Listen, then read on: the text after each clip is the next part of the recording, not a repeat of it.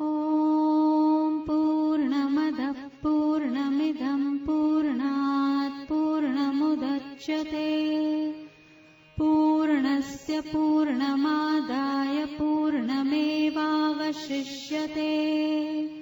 ॐ शान्ति शान्ति शान्तिः। ॐ सहनाववतु सहनौ भुनक्तु सह वीर्यं करवावहै तेजस्विनावधीतमस्तु मा विद्विषावहै। ॐ शान्ति शान्ति शान्तिः। शङ्करं शङ्कराचार्यं केशवं बादरायणं सूत्रभाष्यकृतौ वन्दे भगवन्तौ पुनः पुनः। ईश्वरो गुरुरात्मेति मूर्तिभेदविभागिने व्योमवद्व्याप्तदेहाय दक्षिणामूर्तये नमः। ॐ शान्ति शान्ति शान्तिः। श्री प्रेमपुरी अध्यात्म विद्या भवन के दोनों ही प्रातः स्मरणीय महापुरुष ब्रह्मलीन श्रोत्री ब्रह्मनिष्ठ स्वामी अखंडानंद सरस्वती जी महाराज और ब्रह्मलीन स्वामी प्रेमपुरी जी महाराज और ब्रह्मलीन श्रोत्री ब्रह्मनिष्ठ स्वामी अखंडानंद सरस्वती जी महाराज, इन दोनों ही महापुरुषों को मैं कोटि से प्रणाम करता हूँ। बड़ी हर्ष का अवसर है कि हम लोग इस श्री प्रेमपुरी अध्यात्म विद्या भवन में प्रातःकालीन प्रवचन सत्र में कैवल्योपनिषद पर विचार कर रहे हैं। यह कैवल्योपनिषद कृष्ण यजुर्वेद से संबंधित है। यहाँ पे हम लोग देख रहे हैं कि आश्वलायन ऋषि ब्रह्मा जी को के पास गए थे, तो ब्रह्मा जी उनको जब यहाँ जिज्ञासा से गए थे, बड़े ही विधिवत उनके पास गए, शिष्य भाव से उपस्थित हुए और अपनी जिज्ञासा को उन्होंने रखा। तो ब्रह्मा जी हर एक प्रकार के अधिकारी के लिए यहाँ पे, क्योंकि वो तो निमित्त है, मुख्य अधिकारी तो जो है वो तो आश्वलायन को निमित्त बना करके श्रुति जो है सभी जिज्ञासुओं को यहाँ बोध करा रही। तो कल के सत्र में हम लोग देखे, इस पुस्तक के अनुसार 24वां मंत्र आ गया था, पाणिपादो हम अचिंत्य शक्ति पश्याम्य चक्षुष शृणोम्य कर्ण अहम विजानीमि विविक्त रूपो न चास्ति वेत्ता मम चित सदाहम। अपाणिपादो हम अचिंत्य शक्ति, मैं पाणी और पाद दोनों से रहित हूँ, अचिंत्य शक्ति वाला हूँ। अचिंत्य शक्ति, मुझ में कोई मेरी शक्ति जो है चिंतन का विषय नहीं है। मंत्रों में अचिंत्य शक्ति होती है, उसका जो है देखिए शब्द में अचिंत्य शक्ति आप लोक में भी अनुभव कर सकते हो। यहाँ तो परमात्मा में अचिंत्य शक्ति है, परमात्मा की वाणी शब्दों में भी अचिंत्य शक्ति है। कोई आदमी आपको गाली दे दे तो आपका तुरंत मुख लाल हो जाएगा, तुरंत जो है आप क्रुद्ध हो जाओगे। कोई अपमान कर दे तुरंत मुंह काला पड़ जाएगा। अब बताओ, शब्द ही तो है और क्या है। और कोई आपकी प्रशंसा कर दे तुरंत जो है आप प्रसन्न हो जाओगे, हंसने लगोगे। तो शब्द एक ऐसा है कि हमको प्रसन्न कर दे रहा है, एक शब्द ऐसा है कि हमको दुखी कर देता है, एक शब्द ऐसा है कि हमें क्रोध का आवेग ला देता है। शब्दों में ही अचिंत्य शक्ति है, मंत्रों में अचिंत्य शक्ति है। परमात्मा की बात तो छोड़िए, मंत्र तो यहाँ अपाणी आत्मा की अचिंत्य शक्ति। तो मैं अचिंत्य शक्ति वाला हूँ, पाणिपाद से रहित, पाणी हाथ पाद यानी पैर, इनसे रहित। पश्याम्य चक्षुच शृणोम्य कर्ण, चक्षु से रहित होकर के देखता हूँ, कर्ण से रहित होकर के सुनता हूँ। अहम विजामामि विविक्त रूपो, मैं विविक्त रूप वाला बुद्धि आदि से पृथक हूँ। जानने वाला सबको, ज्ञान स्वरूप हूँ, न चास्ति वेत्ता, मुझे जो है जानने वाला कोई नहीं। मम चित सदा, मम वेत्ता नास्ति, मैं चित सदा, मैं सदा ज्ञाता ही हूँ। इस तरह से यहाँ पे स्वरूप को बताया गया। तो एक अद्वितीय आत्मा का ही यहाँ निरूपण कर दिया गया।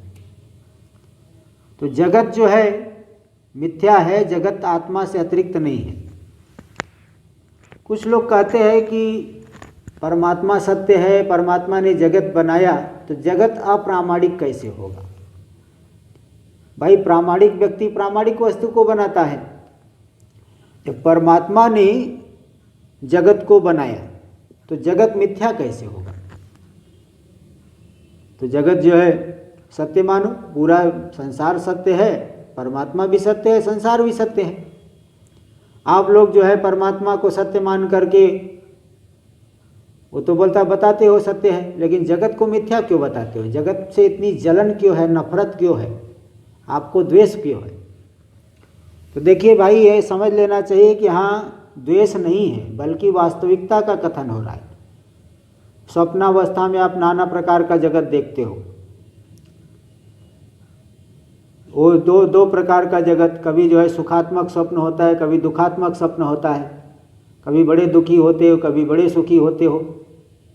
लेकिन जब हम जागृत अवस्था में आते हैं तो वह पूरा का पूरा प्रपंच मिथ्या सिद्ध होता है। इसी प्रकार जागृत प्रपंच को भी दीर्घकालिक स्वप्न माना गया है। हाँ, तो इसलिए वो गीता में भी आया कि जिस जगत व्यवहार को संसारी लोग सत्य मानते हैं, योगी वहाँ से बेखबर होके सो रहा है। और यस्याम जागृति भूतानि सा निशा पश्यतो मुने। और जिस व्यवहार में सभी जो है प्राणी जाग रहे हैं, सत्यमान के व्यवहार करे, वहाँ से योगी बेखबर है। और जहाँ पे योगी जो है जिसको अनुभव कर रहा है,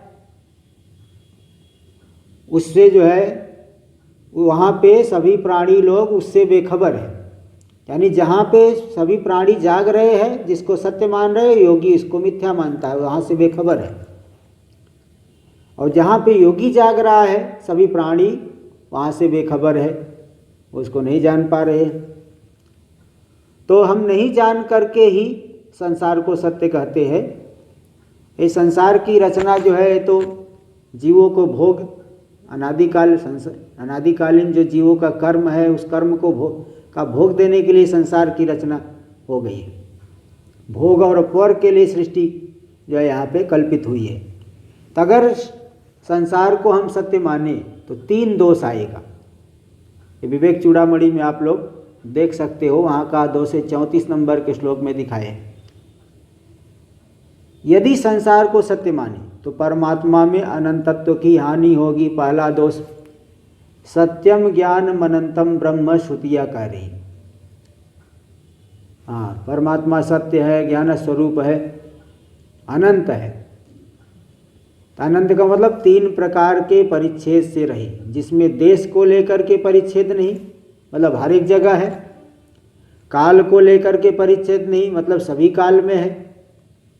और वस्तु को लेकर के परिच्छेद नहीं, मतलब सर्वात्मक है। तो सर्वात्मक तभी हो सकता है जब जगत मिथ्या हो, अलग अलग सभी जगत भी सत्य हो, परमात्मा भी सत्य हो, दोनों में भेद हो। तो परमात्मा सर्वात्मक कैसे हो सकता है? मिट्टी का कार्य मृद है, इसलिए मिट्टी सर्वघटात्मक, मिट्टी का कार्य घट आदि है, इसलिए मृत्तिका सर्वघटात्मक, मृत्तिका ही घट आदि रूपों को धारण किए हुए हैं। तो जितने भी मृत्तिका के विकार हैं, सब मृत्तिका से अलग नहीं है। वहाँ पे उन सभी विकारों में, मृत्तिका के जितने विकार हैं, उन सभी विकारों में मृत्तिका की सर्वात्मकता है। ऐसे माया से पूरा जगत उत्पन्न हुआ, परमात्मा से। परमात्मा का विवर्त है जगत, इसलिए परमात्मा सर्वात्मक है, जगत अलग नहीं है। इसलिए सर्ववस्तु रूप, सभी काल में है, सभी देश में है, और सर्ववस्तु रूप है, सर्वात्मक है, इसलिए परमात्मा अनंत है। तो अगर आप जगत को सत्य मानोगे तो पहला दोष आया अनंतत्व हानि। और दूसरा दोष है निगमा प्रमाणता, वेद अप्रामाणिक हो जाएगा। वेद कैसे अप्रामाणिक हो जाएगा? वेद इस प्रकार से अप्रामाणिक होगा कि वेद में तात्पर्य रूप से सत्यम ज्ञानम अनंतम ब्रह्म सर्वम खल्विदम ब्रह्म नेहना नास्ति किंचन तत्त्वमसि अहम ब्रह्मास्मि, इस तरह से अद्वितीय एकमेवाद्वितीयम ब्रह्म अद्वितीय आत्मा का कथन हो रहा है। इसीलिए एक विज्ञान से सर्वविज्ञान कहा जा रहा है। तो अगर जगत को सत्य माने तो वेद अप्रामाणिक हो गया। एक विज्ञान से सर्वविज्ञान की सिद्धि कहाँ से होगी? अप्रामाणिक हो गया। और तीसरी बात, तीसरा दोष ये आएगा कि भगवान भी झूठ बोल रहे मानना पड़ेगा। तब तो भगवान नहीं कह दे गीतम वासुदेव सर्वमिति, सब कुछ वासुदेव परमात्मा रूप है, उससे अतिरिक्त कुछ भी नहीं है। तो ऐसा जो कह दिए है गीता में, तो जो है मत्स्थानी सर्वभूतानि न च अहं तेषु अवस्थित न च मत्स्थानी भूतानि पश्चिमे योगमैश्वरम। देखो भगवान क्या कह रहे हैं, मत्स्थानी सर्वभूतानि, ये सभी के सभी भूत, सभी शरीर, पांचों भूतों का कार्य जितना भी है सब मुझ में स्थित है। मत्स्थानी सर्व न च अहं तेषु अवस्थित है, लेकिन मैं उसमें अवस्थित नहीं हूँ। कैसे अवस्थित नहीं है? क्योंकि परमात्मा असंग है, अत्यंत सूक्ष्म है। सूक्ष्म वस्तु कहीं आधे रूप से नहीं होती। जैसे आप इस टेबल पर आकाश टिका नहीं है, टेबल के ऊपर आकाश टिका है क्या? आधार आधे भाव ने, आधे तो तब कहते जब कोई आधार हो। अब इसको हटा लेने से जैसे पुस्तक गिर जाएगी नीचे, तो पुस्तक को आधे कहते हैं। लेकिन परमात्मा व्यापक है, सूक्ष्म है, सर्वत्र है, इसलिए परमात्मा कहीं आश्रित नहीं है। हाँ, तो न चाहम तेसो अस्तुतः, जैसे उपनिषद में भी आ गया छांदोग्य में, स भूमा कस्मिन प्रतिष्ठिता, वह भूमा तत्व कहाँ पे प्रतिष्ठित है? बोले स्वे महिमनी अथवा न महिमनी, अपनी महिमा में स्थित है अथवा किसी महिमा में नहीं। आधार आधे भाव को लोगे तब तो किसी महिमा में नहीं है। तो भगवान यही कह दिए कि न चाहम तेषु मत्स्थानी सर्वभूतानि न चाहम तेषु अवस्थिता, सभी भूत मुझ में स्थित है लेकिन मैं उनमें स्थित नहीं। न च मत्स्थानी भूतानि, और वास्तव में देखे तो सभी भूत मुझ में स्थित भी नहीं है। क्यों? क्योंकि जो है मैं असंग हूँ, सब मिथ्या है। रस्सी में कभी सर्प आता है क्या? सर्प हो करके दिखता है? नहीं, हो करके ही कुछ समय इसके लिए भ्रांति से, प्रातिभासिक इसीलिए माना जाता है, भ्रांति से दिख जाता है। इसलिए वास्तव में मुझ में स्थित नहीं है, स्वप्न के समान। जैसे स्वप्न का संसार दृष्टा में वास्तव में नहीं था, लेकिन तो भी वासनाओं से दिखाई पड़ा। जागृत का जगत भी जिसकी वासना जितनी दृढ़ है, उसकी वासना जो है उसे उतना ही दुख मिलेगा। एक ही स्थान पे कहीं चोरी हो जाती है, पूरे गांव में चोरी हो गई, तो कुछ लोग तो रोने लगते हैं, कुछ लोग जो है हाँ बहुत दुख, अन्य रोते, उतना रोते नहीं लेकिन वो थोड़ा दुखी होते हैं। और कोई लोग तो सोचते अरे भाई जो है हमारा था ही नहीं, तो हमारा था ही नहीं तो ले गया जिसका था। तो देखिए विवेक दृष्टि। इसलिए जितनी वासना जिसकी दृढ़ है उतना ही उसे सुख दुख मिलता है। इसलिए संसार स्वप्न के समान है। इसलिए भगवान ने कह दिया न च मत्स्थानी भूतानि पश्य में योगमैश्वरम, ये देखो मेरी योग माया कैसे चमत्कार है। इसलिए तो अगर संसार को सत्य मानेंगे तो भगवान भी झूठ बोल रहे, तब तो भगवान बताओ कितने आप्त, भगवान से बढ़ कर के सत्य कौन बोलेगा? संसार में कोई आदमी है बहुत प्रामाणिक है, उसकी तरफ लोग आंख उठा करके भी नहीं देखते, मतलब गलत दृष्टि से कभी जो है उसकी निंदा नहीं करते, पूजा करते, वंदना करते हैं। तो बताओ भगवान की निंदा कैसे कर सकते आप? भगवान को झूठा कैसे बोल सकते हो? लोक में कोई बड़ा आदमी है, ईमानदार है, ब्राह्मण है, अगर सन्मार्ग पे चलता है तो उसको झूठा नहीं कह सकते, तो भगवान को कैसे झूठा बोल दोगे? इस तरह से संसार को सत्य नहीं माना जा सकता है, नहीं तो 3 दोष आएंगे। आत्मा में अनंतत्व की हानि, दूसरा बता दे निगमा प्रमाणता, और असत्यवादित्व, भगवान में असत्यवादित्व आएगा। ऐसा कोई भी सज्जन पुरुष, कोई भी शास्त्र को मानने वाले विद्वान लोग नहीं मानेंगे। भले जो है संसारी नास्तिक लोग कह दे होने दो क्या होता है, ऐसा लेकिन ये नहीं मान सकती। इस तरह से यहाँ पे मैं सदा चित स्वरूप ही हूँ, सदा एक रूप हूँ, स्वयं प्रकाश आत्म रूप हूँ, मुझ में कोई संसार नहीं, अद्वितीय रूप हूँ। फिर कोई कहे कि मैं अद्वितीय हूँ तो आत्मा का ज्ञान हो, मुझे तो नहीं हो पा रहा है, तब तो वेद तो बोधक ही नहीं हो रहा है। तो बोले नहीं, वेद उसका बोधक होगा। जैसे कोई व्यक्ति गाढ़ मूढ़ चित्त वाला हो, बहुत तमोगुण से आच्छादित हो, तो उसको साधारण बात भी बताओ तो उसे समझ में नहीं आता। ऐसे व्यक्ति को साधारण बात भी समझ में नहीं आती। इसी प्रकार यहाँ पे जिसका अंतःकरण अत्यंत मलिन है, ऐसे व्यक्ति को भले शास्त्र वाक्यों से बोध न हो, किंतु अधिकारीणाम प्रमिति जनको वेद, अधिकारियों की प्रमिति का जनक वेद है। आचार्यवान पुरुषो वेद, अधिकारीणाम प्रमिति जनको वेद। जिसके अंदर मल विक्षेप आवरण रूपी दोष नहीं है, मल विक्षेप नहीं है, तो आवरण का नाश तो ये शास्त्र वाक्य सुन करके श्रवण आदि करने से, श्रवण मनन निधिध्यासन करने से होगा। इसलिए ऐसा नहीं कह सकते कि आत्मा के विषय में संशय रह जाएगा, विपरीत बुद्धि होगी, ऐसा नहीं। बोधेपि यस्य न बोधो, वहाँ पे एक नैष्कर्म सिद्धि में ऐसा प्रसंग आया कि जो अच्छी तरह से जाना जा सकता है, तो उसको भी अगर कोई नहीं जान पा रहा है, तो बोले वो तो मनुष्य के आकार का वो मिट्टी का पिंड है बस। लोष्टम नर समाकृति तम कथम बोधये शास्त्रम लोष्टम नर समाकृति। वो तो मिट्टी का जो है पुतला है बस, वो आदमी नहीं है, मिट्टी का पुतला है।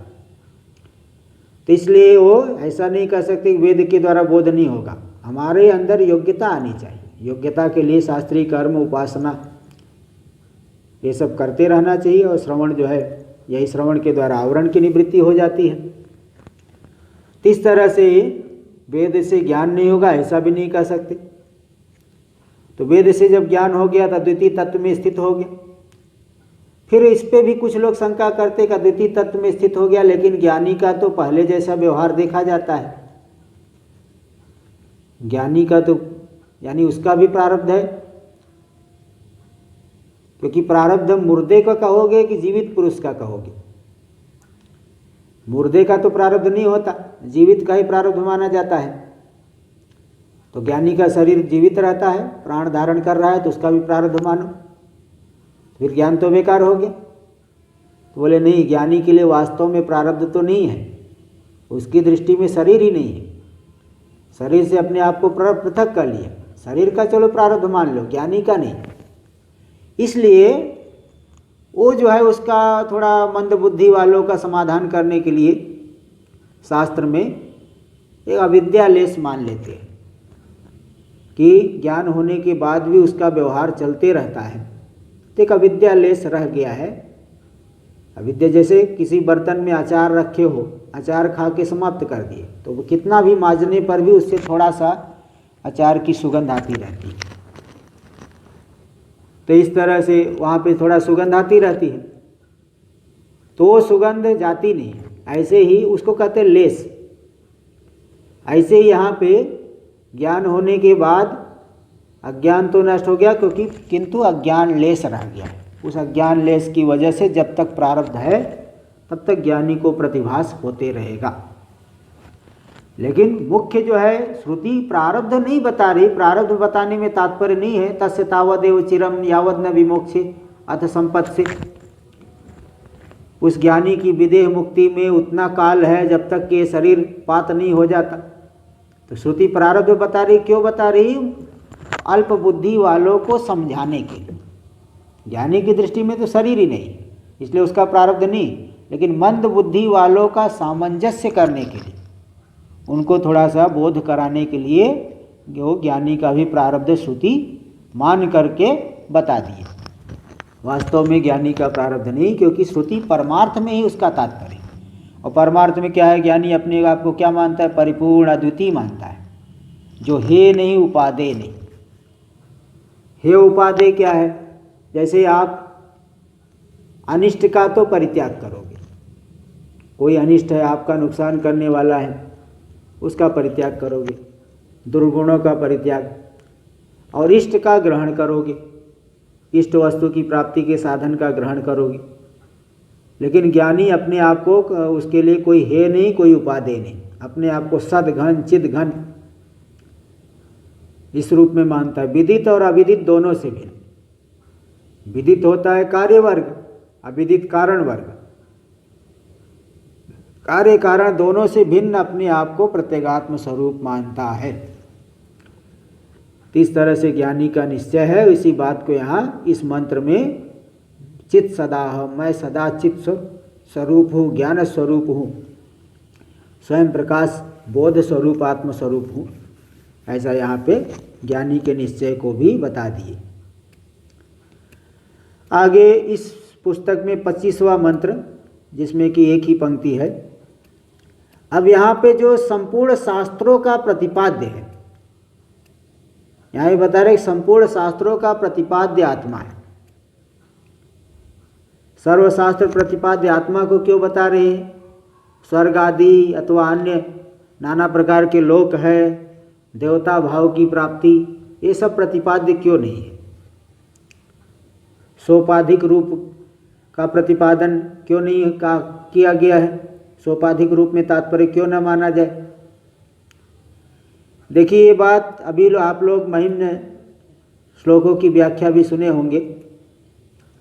उसमें एक जो मंत्र श्लोक आता है, त्रयीम तीसरो वृत्ति त्रिभुवन मथो त्रीनपि सुरा नकाराद्यैर्वर्णै त्रिभिरभिदधत् तीर्ण विकृति तुरीयं ते धाम ध्वनिभिरवरुन्धान मणुभिः समस्तं व्यस्तं त्वां शरणद गृणात्योमिति पदम। ये जो श्लोक आया है, इस श्लोक की जो महिम्न की व्याख्या है, एक मधुसूदन सरस्वती जी ने हरिहर टीका लिखी। पूरे महिम्न स्तोत्रों की व्याख्या शिव पक्ष में और विष्णु पक्ष दोनों पक्ष में मधुसूदन सरस्वती स्वामी जी ने किया है। तो वहाँ पे त्रयीम तीसरो वृत्ति श्लोक की व्याख्या करते समय उन्होंने लिखा है कि देखिए, इसके पहले तक के श्लोकों में तो सोपाधिक रूप का वर्णन हुआ। अगर सोपाधिक का ही वर्णन करते रहेंगे तो सोपाधिक रूप तो विनाशी होता है। जैसे हम लोगों का शरीर आदि है, विनाशी है, देवता का भी शरीर वो भी विनाशी है। एक अद्वितीय आत्मा को छोड़ करके जब दूसरा कुछ है ही नहीं, तो देवता का शरीर आदि भी विनाशी है। इसलिए सोपाधिक रूप की अगर व्याख्या में ही तात्पर्य माने शास्त्र का, तब तो सब शास्त्र व्यर्थ हो जाएंगे। तुस खंडन वत्व प्रसंग, ऐसा दोष उन्होंने दिखाया है। तुस खंडन वत्व प्रसंग, तुस का मतलब है भूसी। जैसे धान को कूटोगे तो चावल निकलेगा, लेकिन भूसी को कूटोगे तो क्या निकलेगा? भूसी को कूटने से कुछ नहीं निकलेगा। ठीक है।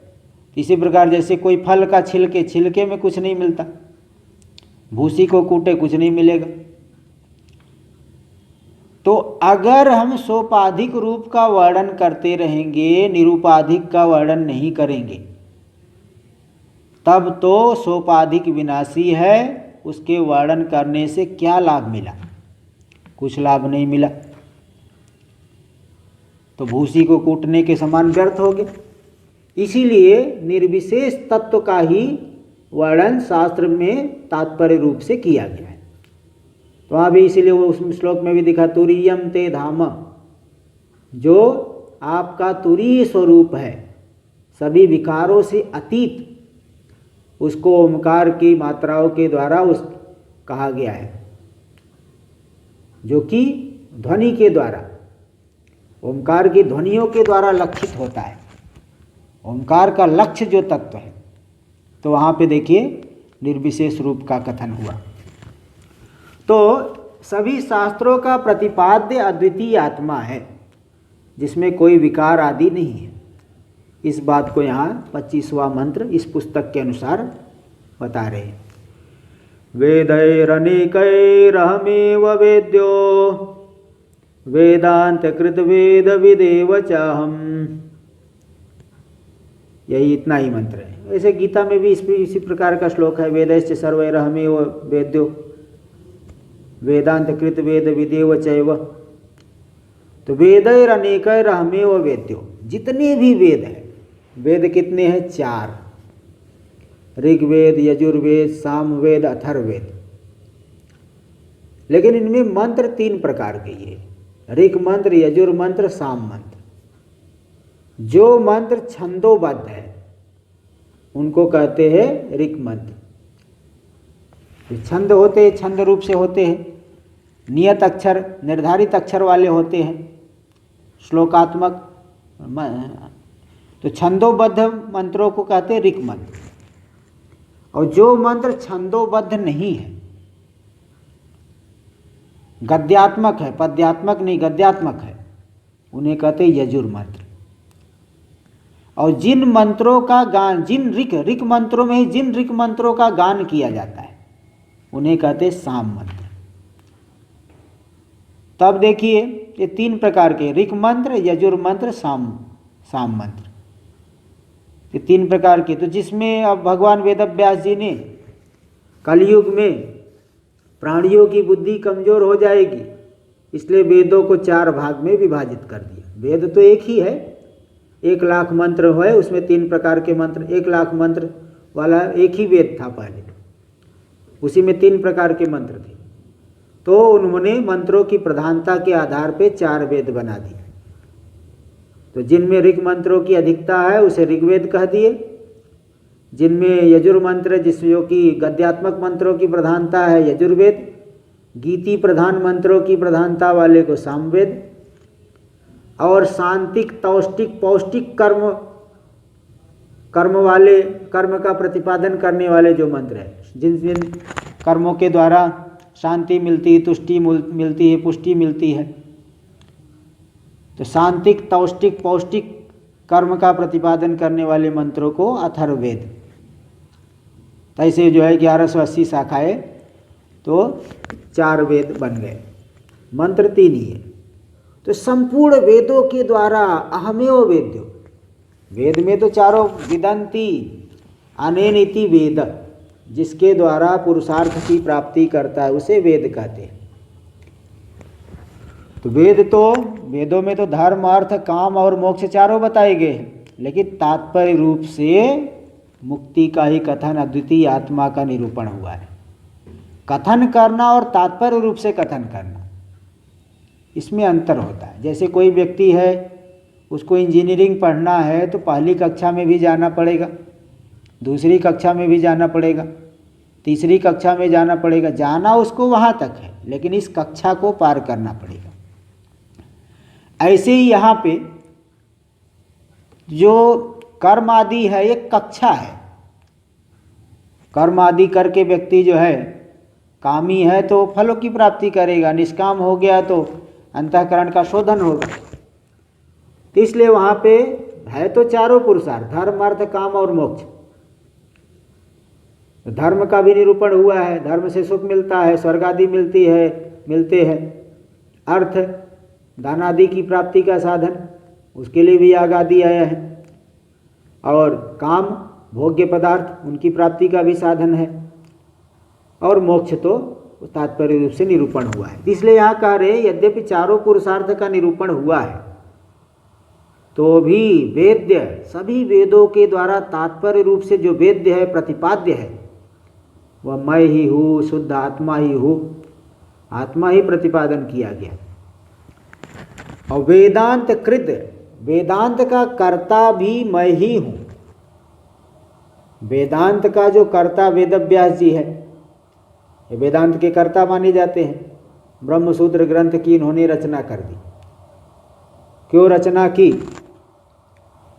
क्या हुआ कि इनके जो शिष्य थे जैमिनी महर्षि, जैमिनी महर्षि ने कर्मकांड भाग का जो है विचार करने के लिए धर्म मीमांसा बनाई, पूर्व मीमांसा को बनाया।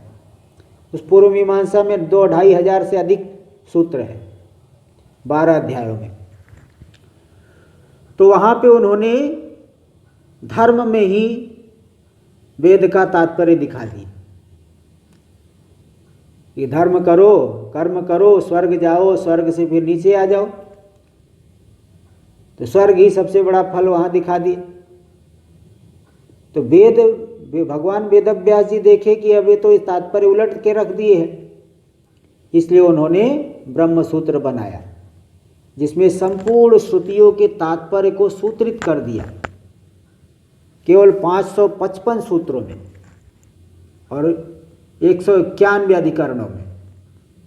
प्रत्येक अधिकरण में वहाँ पे कोई विषय वाक्य है, पूर्व पक्ष है, और उसमें संशय है, विषय वाक्य, संशय, पूर्व पक्ष, हाँ संशय, हाँ विषय वाक्य, संशय, पूर्व पक्ष, सिद्धांत। और पहले है संबंध, विषय, संशय, पूर्व पक्ष और सिद्धांत। इनके माध्यम से 191 अधिकरण बनाए हैं। उन अधिकरणों में संपूर्ण श्रुतियों का तात्पर्य अद्वितीय ब्रह्म में है, ये उन्होंने सूत्रित। पहला ही सूत्र है अथातो ब्रह्म जिज्ञासा, साधक चतुष्टय संपत्ति के अनंतर ब्रह्म का विचार करना चाहिए। विवेक, वैराग्य, समाधि, षट संपत्ति और मुमुक्षा, ये साधन चतुष्टय है। इसकी प्राप्ति के अनंतर ब्रह्म का विचार करें, ब्रह्म की जिज्ञासा करें, अपरोक्ष ज्ञान की प्राप्ति पर्यंत विचार करें। उससे क्या फल मिलेगा? अंतिम सूत्र अनावृत्ति शब्दात, अनावृत्ति शब्दात, वो ज्ञानी की जो अनावृत्ति हो जाती है क्योंकि शब्द प्रमाण है। तो इस तरह से न तस्य प्राणा उत्क्रामंती, ये सब आया है।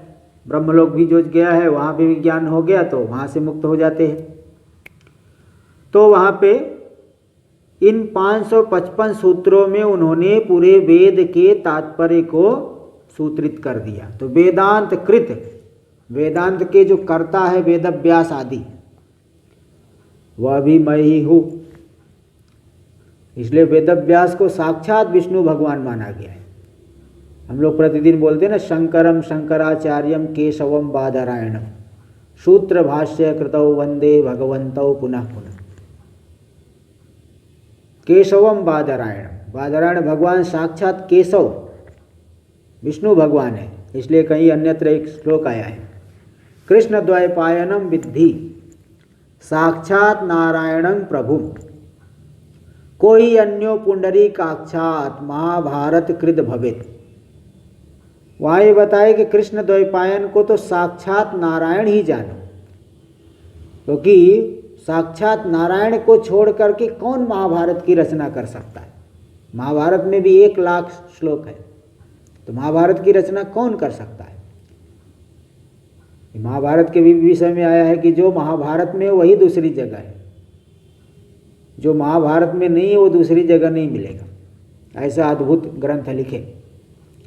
तो पूरे वेद के देखो उन्होंने व्यास पद्धति और समास पद्धति, संक्षेप में तो ब्रह्म सूत्र लिखा और विस्तार से 18 पुराण बना दिए, महाभारत बना दी।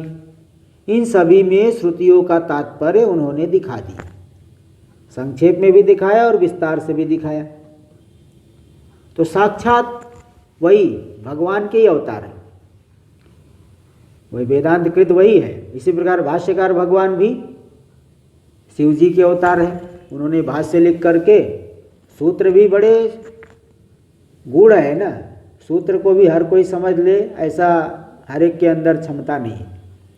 इसलिए भाष्यकार भगवान सूत्रों का जो है सभी तात्पर्य भाष्य लिख करके, और 10 उपनिषदों पे भी भाष्य लिखे, गीता पे भाष्य लिख करके तात्पर्य को उन्होंने एकदम स्पष्ट कर दिया, प्रकट कर दिया। इसलिए उनके विषय में तो वक्तारम आसाद्य यमेव नित्या सरस्वती स्वार्थ समन्विता भूत, निरस्त दुस्तर्क कलंक पंका नमामि तम शंकरम अर्चितांग्री। सरस्वती, नित्यवाणी सरस्वती भी जिस वक्ता को प्राप्त करके स्वार्थ समन्विता सिद्ध, स्वार्थ से युक्त हो गई। अन्य लोगों ने उस अर्थ को अनर्थ बना दिया था, उसको स्वार्थ से युक्त करा दिया।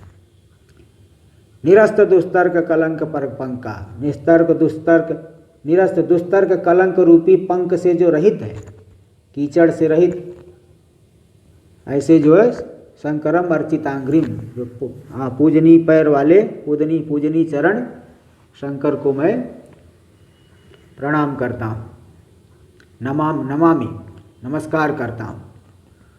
तो वहाँ भगवान शंकराचार्य जी भी देखिए, ये भी परमात्मा के ही अवतार हैं, शिव जी के अवतार हैं। इसलिए वहाँ आया है कि शंकर दिग्विजय में आप लोग देखेंगे कि बताया कि जब जो है कलयुग का आरंभ हुआ, भगवान शंकराचार्य जी के अवतार से पहले चारों तरफ जो है बौद्ध लोग मूर्ति खंडन आदि कर दिए थे, सब जो है नास्तिकवाद का ही प्रचार हो गया। कर्म जो है कोई करता नहीं था, तो देवता लोग भूखे प्यासे रह जाते थे। तो सभी देवता लोग मिल करके फिर ब्रह्मा जी और विष्णु आदि को भी लेकर के शिव जी के पास गए। जा कर के वहाँ प्रार्थना की कि हे प्रभु, सब लोग कोई कर्म ही नहीं करे तो सन्यास की तो बात छोड़िए, सन्यास लेकर के श्रवण करे उसको छोड़िए, कोई कर्म ही करने को तैयार नहीं। इस धराधाम पे हम लोग भूखे प्यासे रह जा रहे, आप जो है धर्म का उद्धार करिए। तो फिर भगवान भाष्यकार ने तथास्तु कह के उन्हें वरदान दिया। तो फिर बाद में भाष्यकार भगवान के रूप में अवतार लिए। तो जो वेदांत का करने वाले हैं, सूत्रकार, भाष्यकार, ये सब भी मैं ही हूँ, आत्मा ही हूँ। तो संपूर्ण वेदों के द्वारा प्रतिपाद्य जो आत्मा है वो भी मैं ही हूँ, और वेदांत की रचना करने वाले जो वेदविद, वेद के ज्ञाता, वेदांत के रचयिता व्यास आदि, वह भी मैं ही हूँ। वेदविद अंगों के सहित वेद को जानने वाले, वेदविद का मतलब अंगों के सहित, कि वेद के कितने अंग हैं? षडंग, शिक्षा, कल्पो, व्याकरणम, निरुक्तम, छंदो, ज्योतिषम, ये षडंग है। 6 अंग से युक्त वेद का वित्त, उसको जानने वाला भी मैं ही हूँ। इस तरह से तो ये वेदांत कृत के ये जो है विशेषण हो गए। चाहम, यहाँ चा से दिखाए है कि अनेक तप से संपन्न हूँ मैं, क्योंकि मेरी तो अनेक विभूतियाँ हैं। तो विभूति वाले सत्वों में अनेक प्रकार के तप से मैं संपन्न हूँ, लेकिन सबसे बड़ा तप यही ज्ञान रूपी तप है। ज्ञान रूपी तप यहाँ शंकरानंद जी ने टीका में दिखा दिए कि दम एवं प्रधानम, यही जो ज्ञान रूपी, विचार रूपी जो तप है, सबसे बड़ा तप इसी को माना जाता है। इसलिए अन्यत्र एक जगह श्लोक आता है, मीना स्नान रता फणी पवन भुक मेषस्तु पर्णाशनो नैराशा पिचातका प्रतिदिदम शेते विले मूषकः भस्मोद्धूलित विग्रहो खलु खरो ध्यानानुरक्तो बकः सर्वेषां फलमेव नास्ति सकलम ज्ञानं प्रधानं तपः। देखिए बताए, ज्ञान सबसे बड़ा तप है। क्यों तप है? मीना स्नान रता। अगर आप कहोगे गंगा स्नान सबसे बड़ा तप है, तो गंगा में तो मछलियाँ हमेशा ही स्नान कर रही है, सुबह से लेके शाम तक, दिन रात उसी में है। तो उनसे बड़े तपस्वी तो कोई नहीं हुआ, सबसे बड़ी तपस्वी मछलियाँ हो गई। हाँ, फणी पवन भुक, वायु पी के रहेंगे, यही बड़ा तप है। अरे वायु पी करके तो सांप भी रहता है। फणी पवन भुक से मेषस्तु पर्णासनो, जंगल में रहेंगे, घास पत्ते खा के रहेंगे, यही बड़ा तप होगा। बोले भाई घास पत्ता तो ये भेड़ बकरी भी खा रहे हैं, सबसे बड़ी तपस्वी वही हो गए। और फिर आया कि नैराशा अपि चातका, आशा से रहित हो जाएंगे, यही सबसे बड़ा तप। बोले देखो तब तो चातक सबसे बड़ा तपस्वी, चातक पक्षी आशा से रहित होता है, वो केवल मेघ का ही पानी पीता है, जब मेघ वर्षा करेंगे गिरेगा तभी पानी। तो नैराशा भी चातका प्रतिदिनम शेते विले मूसक, गुफा में जाके रहेंगे तप है। तो बोले भाई वो गुफा में देखो बिल में चूहा रहता है, तो वही तप हो गया। और भस्मोद्धूलित विग्रहो खलु खरो, भस्म लगा करके, भस्म नहीं लिपट के रहेंगे, कोई कपड़ा नहीं धारण करेंगे। बोले भाई तब तो गधा सबसे बड़ा तपस्वी हो गया, क्योंकि भस्मोद्धूलित विग्रहो खलु खरो, गधा जो है भस्म लगा के रहता है, उससे बड़ा तपस्वी तब तो कोई नहीं हुआ। और ध्यान करेंगे यही तप है। बोले ध्यानानुरक्तो बकह, बगुला जो है हमेशा ध्यान करते रहता है, उससे बड़ा तपस्वी तब तो कोई नहीं हुआ। सर्वेषां फलमेव नास्ति सकलम, ये जो तपस्या बताए इन तपस्या का फल तो है लेकिन पूरा फल नहीं, थोड़ा थोड़ा फल। ज्ञानं प्रधानम तपः, इसलिए सबसे बड़ा तप कौन है? ज्ञान। ज्ञान से बढ़ करके कोई तप नहीं, इच्छा शब्द से। इसलिए भगवान भाष्यकार ने विवेक चूड़ामणि में दिखा दिए। क्या दिखाए? अर्थस्य निश्चयो दृष्ट विचारेण हितोक्तितः, न स्नानेन न च दानेन प्राणायाम शतेन च। अर्थ का निश्चय विचार हितोक्तितः, हितकर वाणी सुन करके, गुरु के माध्यम से, गुरु मुख से शास्त्र की वाणी सुन करके विचार करने से अर्थ का निश्चय होता है। स्नान करने से, दान करने से और 100 प्राणायाम करने से उससे अर्थ का निश्चय नहीं होता है। जैसे उदाहरण देते हैं कि किसी को भ्रांति हो गई कि हमारे घर में भूत घुस आया है। अब व्यक्ति भ्रांत होकर के इधर उधर घूम रहा है। अब किसी ने कह दिया कि ऐसा करो गंगा स्नान कर लो, तो भूत भाग जाएगा। अब कितना भी गंगा स्नान करे वो भूत निकलने वाला नहीं, क्योंकि मन में बैठा हुआ है। दूसरे ने कह दिया गौ दान कर दो, भूत निकल जाएगा। गौ दान करते रहो, भागवत कथा करा लो, भागवत कथा भी करा लोगे तो भी ये मन का भूत नहीं निकलेगा। और इसी प्रकार अन्य बहुत से अन्य कोई पुण्य कर्म भी करवाइए, प्राणायाम करिए, प्राणायाम करने से भी कुछ नहीं होने वाला जब तक विचार नहीं करोगे। आप विचार करना पड़ेगा। कोई जो है अन्य पुरुष भी जा करके आपको विश्वास दिला दे रहा है कुछ नहीं है, निश्चय हो गया, विचार करके निश्चय हो गया, तब जो है आप संशय से रहित हो गए। ऐसे ही यहाँ पे आत्म तत्व का निश्चय, विचार इसमें मुख्य तप है। अन्य तप का तो बहुत थोड़ा फल होता है। इसलिए जो ज्ञान रूपी प्रधान तप है वह भी मैं ही हूँ। अनेक तपों से मैं संपन्न हूँ, उसमें ज्ञान प्रधान तप है, वह भी मैं ही हूँ। ये सब बताए। तो अब मुझ में ये संसार कुछ भी नहीं है, इस बात को अगले श्लोक में दिखा रहे हैं। अगला श्लोक भी देख लीजिए। 26वां अगला मंत्र, 26वां मंत्र। न पुण्य पापे मम नास्ति नाशो, न जन्म देहेन्द्रिय बुद्धिरस्ति, न भूमिरापो मम वह्निरस्ति, न चानिलो मेस्ति न चाम्बरम च। न पुण्य पापे, मुझ में कोई पुण्य नहीं, कोई पाप नहीं, क्योंकि ज्ञान अग्नि से सब के सब जल गए। ज्ञान अग्नि से जब अज्ञान ही जल गया तो फिर पुण्य पाप कहाँ से रहेंगे? अज्ञान का ही कार्य है शरीर, अज्ञान का ही सार कार्य है पूरे पुण्य पाप। जब अज्ञान ही नष्ट हो गया तो पुण्य पाप मुझ में कहाँ से रहेंगे बताइए। इसलिए बृहदारण्यक में जो होता अश्वल के बाद जब दूसरे ऋषि ने पूछा याज्ञवल्क्य जी से, हे याज्ञवल्क्य जी, ये जो पूरा जगत मृत्यु से व्याप्त है, इस मृत्यु का भी मृत्यु है क्या कोई? तो उन्होंने बताया मृत्यु का मृत्यु ज्ञान है। भाष्य और टीका में यद्यपि दूसरे शब्द से वहाँ बताए, लेकिन वहाँ बताया मृत्यु का मृत्यु ज्ञान है, तात्पर्य दिखाए है भाष्य टीका आदि। मृत्यु का मृत्यु ज्ञान है, वो मृत्यु का मृत्यु बताना पड़ेगा। अगर वहाँ मतलब ये ठीक है, शंका की एक मृत्यु का मृत्यु है क्या, वो दोनों तरफ से फंसा रहे। मृत्यु का मृत्यु है क्या?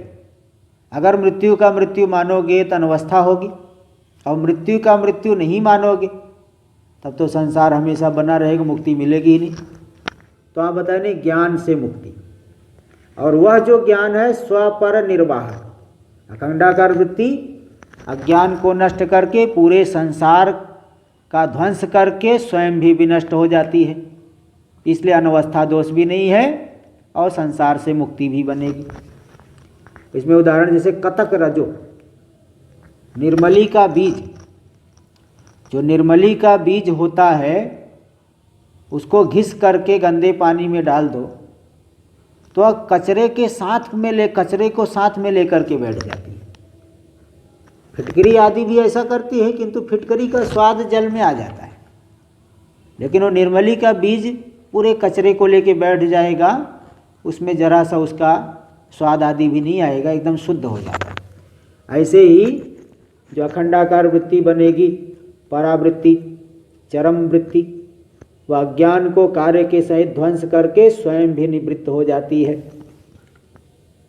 फिर जो है इसलिए वह ज्ञानी का अज्ञान के सहित नाश हो गया कार्य का पूरे, इसलिए मुझ में पुण्य पाप नहीं है। फिर कैसे व्यवहार कर रहा है ज्ञानी? सुख दुख क्यों होगा भाई? पुण्य पाप का ही फल है सुख दुख।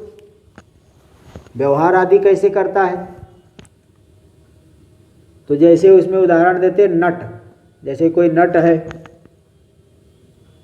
वह नट नाना प्रकार के रूप को धर लेता है, कभी व्याघ्र का रूप धर लेगा, कोई जो है स्त्री का रूप धर लिया, जैसे कोई जो है नट स्त्री का रूप धर करके नाटक कर रहा है, उस नाटक में वह इतना जबरदस्त नृत्य आदि करता है कि सामने वाले देख करके उसकी भाव भंगिमा को मोहित हो जाते हैं, कामना से युक्त हो जाते हैं कि स्त्री मुझे मिल जाए। लेकिन वह स्त्री का रूप धरने वाला पुरुष कभी नहीं चाहता कि मुझे पति मिल जाए, क्योंकि उसे पता है कि मैं ये स्त्री नहीं हूँ, मैं तो पुरुष हूँ। इसी बात को अन्यत्र सतश्लोकी में तो स्वीकुर्वं व्याघ्र वेशम, अपना पेट भरने के लिए कोई नट है, व्याघ्र का वेश बना लिया, व्याघ्र के वेश बना करके गरजते हुए आया, उसको देख करके सब डर गए। लेकिन ये बताइए कि वो व्याघ्र जो बना हुआ है, किसी को खाने का उसके अंदर इच्छा रहेगी क्या? इसको बच्चे को खा लूँ, इसको खा लूँ? उसको ये बुद्धि नहीं रहे, क्योंकि वो जानता है कि मैं व्याघ्र नहीं, वो तो केवल दिखाने के लिए बन गया। तो शैलूष के समान, नट के समान वह नाना प्रकार के जो है चरित्र आदि करता है। अंदर से उसकी आस्था, तो अंदर से उसका ज्ञानी का निश्चय वो अद्वितीय ब्रह्म में स्थित हो चुका है, और उसके शरीर की अंत्येष्टि क्रिया आदि करने की भी आवश्यकता नहीं। तनुम त्यजतु वा काश्याम स्वपजस्य गृहेत हवा, ज्ञान संप्राप्ति समये मुक्तो सौ विगताशय। वह ज्ञानी पुरुष चाहे काशी में शरीर छोड़े, चाहे चांडाल के घर में शरीर छोड़े, ज्ञान संप्राप्ति समय में ही वह मुक्त हो गया, विगत विशुद्ध आशय वाला ज्ञानी मुक्त हो गया है। इसलिए उसके शरीर का अंत्येष्टि भी नहीं ना भी करे तो भी कोई विघ्न नहीं होता।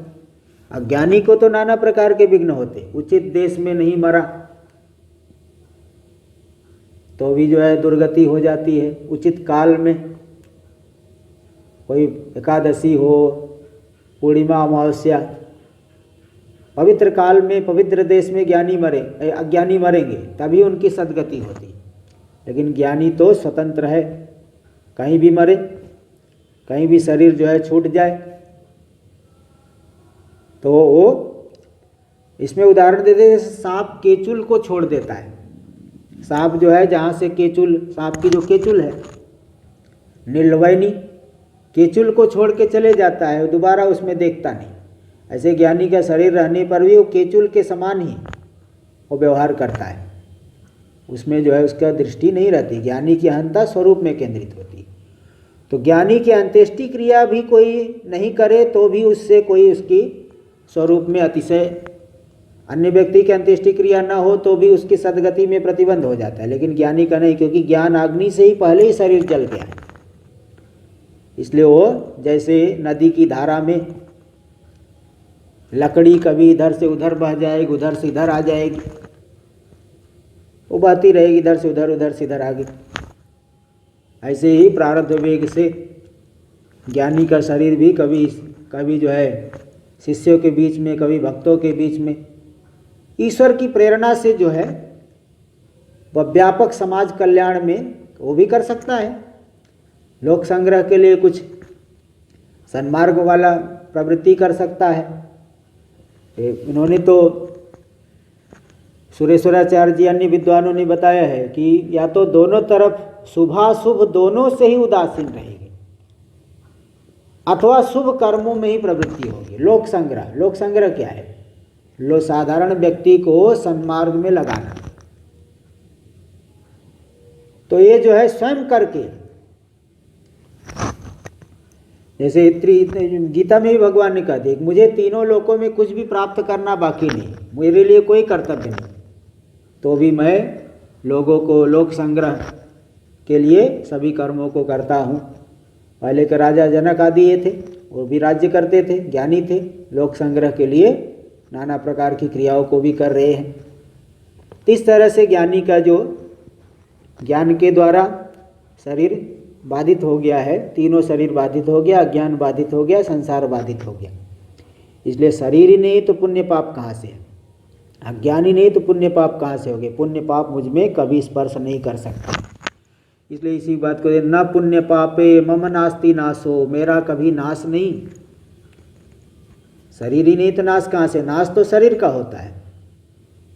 और न जन्म देहेन्द्रिय बुद्धि रस्ती, न तो मेरा जन्म है, न शरीर है, न इंद्रिय है, न बुद्धि है, कुछ भी नहीं है। ज़्यादा क्या कहे, न भूमि रापो मम वहनी रस्ती, पृथ्वी जल वहनी ये भी मुझ में नहीं है, मेरा इनके साथ भी कोई संबंध नहीं है। न चानिलो मेस्ति न चाम्बरम च, अनिल जो वायु है वह भी मुझ में नहीं है। न चाम्बरम च, अंबर यानी आकाश, यह भी मुझ में नहीं है। तो मतलब किसी भी कार्य से मेरा वास्तव में संबंध नहीं है। तो इस तरह से देखिए, इन मंत्रों के द्वारा पहले तो ये बता दिए कि संपूर्ण जगत की उत्पत्ति, स्थिति और ध्वंस का कारण है। इस तरह से अद्वैत तत्व की निष्ठा बताई गई। अद्वैत मतलब संसार जिससे उत्पन्न हो रहा है, जिसमें स्थित है, जिसमें जाकर के लीन हो जाएंगे, उससे अतिरिक्त नहीं, ये बात दिखा दी। और यहाँ पे सभी करणों से रहित 24वें मंत्र में बताया, पाणिपादो हम अचिंत्य शक्ति पश्याम्य चक्षुष शृणोम्य कर्ण। इसके द्वारा यहाँ पे बता दिए कि मैं सभी करणों से रहित हूँ तो भी सर्वज्ञ हूँ। 25वें मंत्र में सभी शास्त्रों का प्रतिपाद्य मैं आत्मरूप ही हूँ, ये बता दी। और 26वें मंत्र में ज्ञानी का जो निश्चय होता है, चिदानंद रूप शिवोहम शिवोहम, उस निश्चय को यहाँ पे बता दिए कि न पुण्य पापे में। और भी ज्ञानी की जो क्रियाएं होती है, कुछ और भी बता देता हूँ अन्य श्लोकों के, अन्यत्र के श्लोकों पे।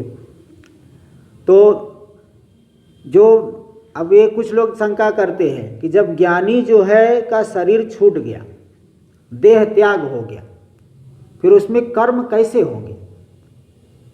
कर्म कैसे हो पाएगा ज्ञानी में? भाई जैसे कोई व्यक्ति गोदान कर दिया तो दूध पीने की इच्छा करता है क्या? जब गोदान हो गए तो दूध पीने की इच्छा नहीं करता है।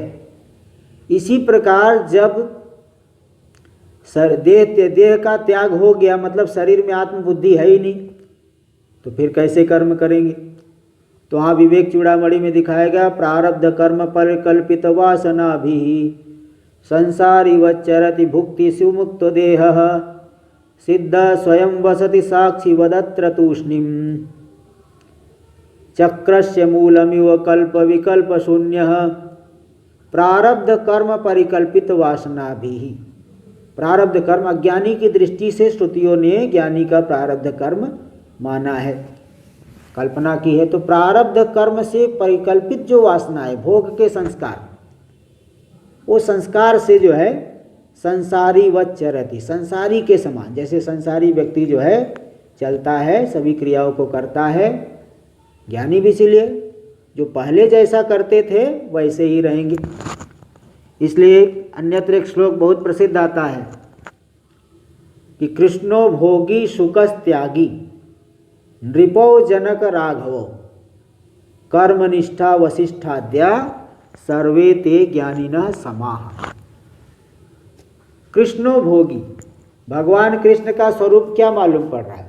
उनकी 16,108 पत्नियां हैं।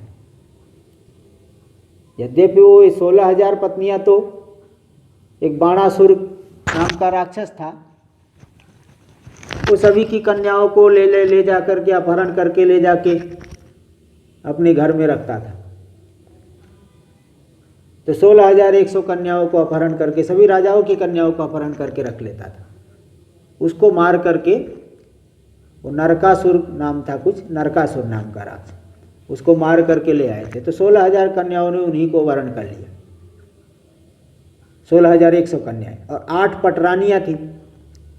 तो 16,108 पटरानियों के साथ में उतने ही, जितनी रानियां उतने उनके लिए अलग अलग महल है, और सभी से उन्हें 10-10 पुत्र और 1-1 पुत्रियां हुई। एक आदमी 2 संतान पैदा करते हैं, वो भगवान को जो है, अब गिनती करो तो 1,60,000 तो ऐसे ही हो जाएंगे, 1,60,000, 60,000 से ज़्यादा ही, 70-80 हज़ार, 1,70,80 हज़ार तक संतान हो गई।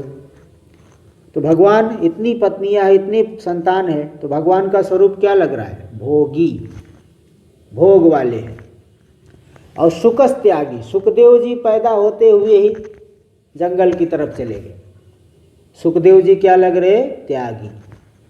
नृपो जनक राघवो, राजा जनक नृप है, शासन कर रहे हैं, लेकिन ज्ञानी है। उनका भी निश्चय प्रसिद्ध है कि मिथिलायाम यस्य में चास्ति सर्वत्र यस्य में नास्ति किंचन, मिथिलायां प्रदिग्धायां न में किंचन दह्यते। वैसे व्यावहारिक दृष्टि से मैं राजा हूँ, मेरा सब कुछ है, लेकिन आत्मदृष्टि से मेरा कुछ भी नहीं है। पूरी मिथिला अगर जल जाए तो भी मेरा कुछ भी नहीं जलता। तो देखिए, वो राजा जनक जो है वो राजा है। इसी प्रकार भगवान राम जी, वो भी ज्ञानी है, उनकी ज्ञान के विषय में किसको संदेह है? वो तो स्वयं साक्षात विष्णु के अवतार हैं। नृपो जनक राघव कर्मनिष्ठा वसिष्ठाद्या, वसिष्ठादि ऋषि है, कर्मनिष्ठ है, स्वाहा स्वाहा करते, अग्निहोत्र आदि करते हैं, नाना प्रकार के जो है गृहस्थ संबंधी कर्म करते हैं। तो सर्वे ते ज्ञानिनः समाः, चाहे कृष्ण भगवान हो, चाहे सुखदेव जी हो, चाहे राजा जनक हो, चाहे भगवान श्री कृष्ण हो, चाहे वशिष्ठ आदि ऋषि हो, सब में ज्ञान समान है। ये नहीं किसी का ज्ञान कम है, किसी का ज़्यादा है, ज्ञान उनमें बराबर है। ज्ञान में कोई कमी या ज़्यादा नहीं है, बराबर ही, सबका ज्ञान बराबर है। इसलिए यहाँ बताया कि वो संसारी के समान वह आचरण करता है, भोगों में मुक्त देह है, शरीर से ही, शरीर तो है किंतु इसमें अभिमान को छोड़ दिए। तो वह जो सिद्ध पुरुष स्वयं वसति साक्षीवद अत्र तूष्णीम, साक्षी के समान रहता है, मन से भी कोई भोग का आदि का संकल्प नहीं, जो कुछ ईश्वर की प्रेरणा से, जैसी प्रेरणा हो गई वैसे जो है आहार विहार आदि हो जाता है उनका। तो चक्र से मूलमिव कल्प विकल्प शून्य, जैसे चक्र का मूल, चक्र है उसका जो मूल, चक्र घूमता है किंतु उसका मूल नहीं घूमता, तो चक्र का मूल स्थिर रहता है। कुम्हार जो चक्र पे, जिस चक्र पे घड़ा आदि बनाता है, उसका मूल एकदम स्थिर रहता है और चक्र घूमते रहता है।